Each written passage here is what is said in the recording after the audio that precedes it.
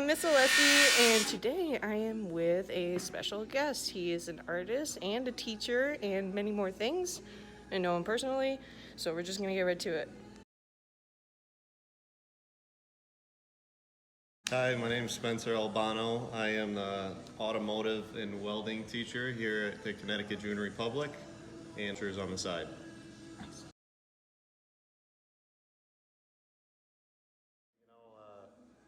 Been doing this for a lot of years, and I don't really get asked that a lot. What does art mean to me? It's a way for self-creating, having fun, just kind of making things up and enjoying what you're doing, and it could be anything really. It's all perspective, I guess.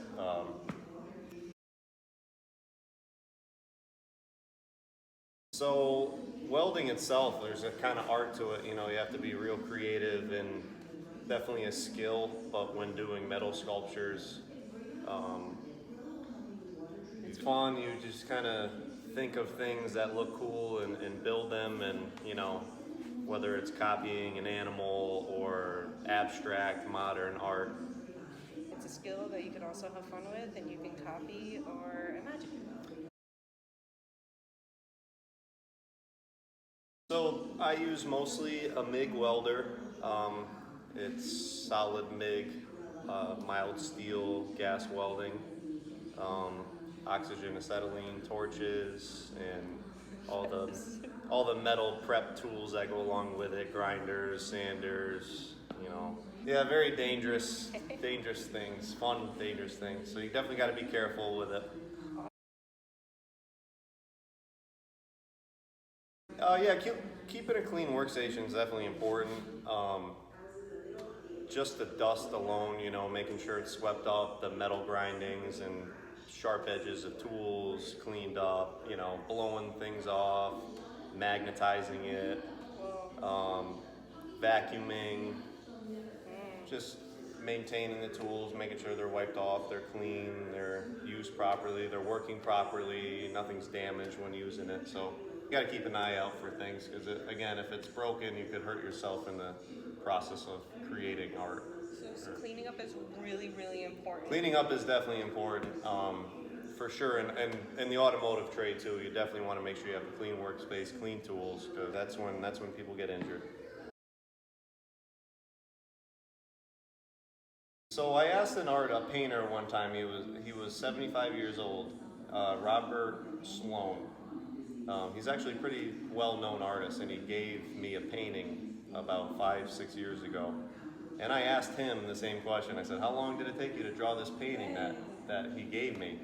And he looked at me in all seriousness, and he's like, 75 years.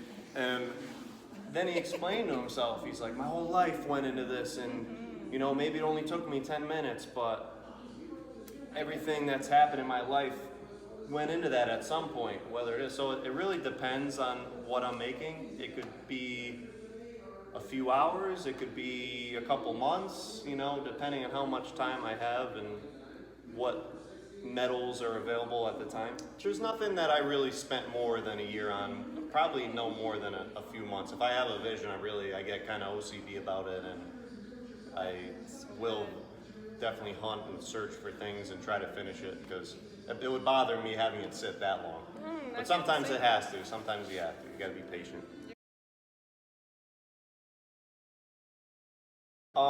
It's profitable, but my favorite part about selling the artwork is the excitement of other people. Now doing this, I don't know how many years now, 11 years. 11, wow. 12 years. And it's in the family. Definitely in the family. It's expanded a little bit, just becoming more popular, more word of mouth, more people. So it went from just kind of local town people having art and putting in the yard to, New York. I got some in Mexico, Wow. Italy, all over the States. And how do you network with people that are far away that want to buy your stuff? All through social media right now. So Facebook and Instagram are my biggest Sellers.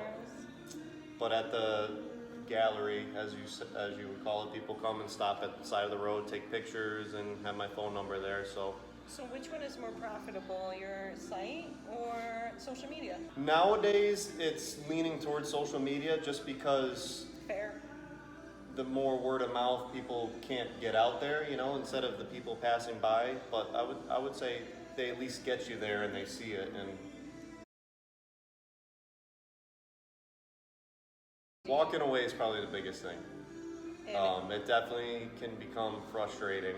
It depends on how bothered you are by it. If you're that passionate about it, it's worth taking a little extra time, because if you care about it that much, you can end up ruining it. I've been in instances where it's very hot and frustrating, and I've took my anger out in ways that I wish I didn't, and ruined things and tools and pieces. And looking back at it, after doing it for so long, you walking away or taking a minute or even taking a day, just as hard as that might be to sleep on it. I always hated doing it. Again, you can get hurt and you could damage your piece of art that you're making, which in the long run. Yeah, so walking away is really important because it's dangerous. Definitely. I mean, and especially welding, it could be very dangerous.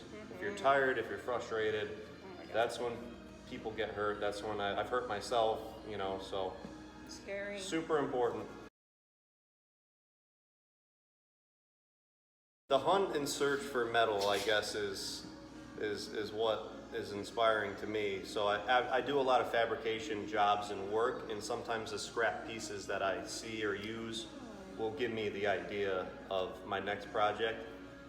Sometimes you're driving on the side of the road and you just see a shape, an object, or a tree, or something, a house, and you just get that image in your mind. And over the years, there's been just some really cool, for me, pieces of metal that are the start of it. One piece, if you were able to look at one sculpture, I could tell you each one, and they get started with that. I never really drew them. I never drew them out. Maybe I would have a sketch of kind of what I wanted to achieve for guidance, but really it's just kind of, I have the vision in my head, and I'll just start putting it together. And when dealing with steel, you can definitely get up in the hundreds of pounds, if not thousands of pounds. So you start with something, and then you have to have the knowledge and background to know what kind of support the bases, how the center of gravity, top heaviness, stress supports, what parts will be stressing. If it's a piece that's leaning, you obviously need to have support.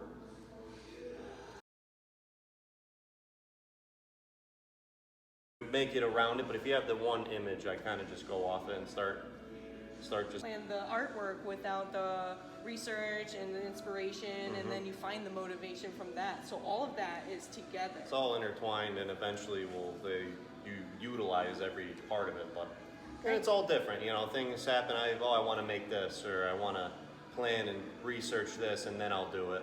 But most of the time, it's finding something, starting to make it, and then just making it work and be safe for people to buy and have around at their house. You're inspiring. It's really Thank great you. what you do. Over the years too, I've had people, other artists, and people that've been around the arts more, definitely criticize and critique my work. I take both positive for sure, because you got to be able to better yourself, and the more people you deal with and the more artists that you see, then you kind of want to impress them in the things that you do.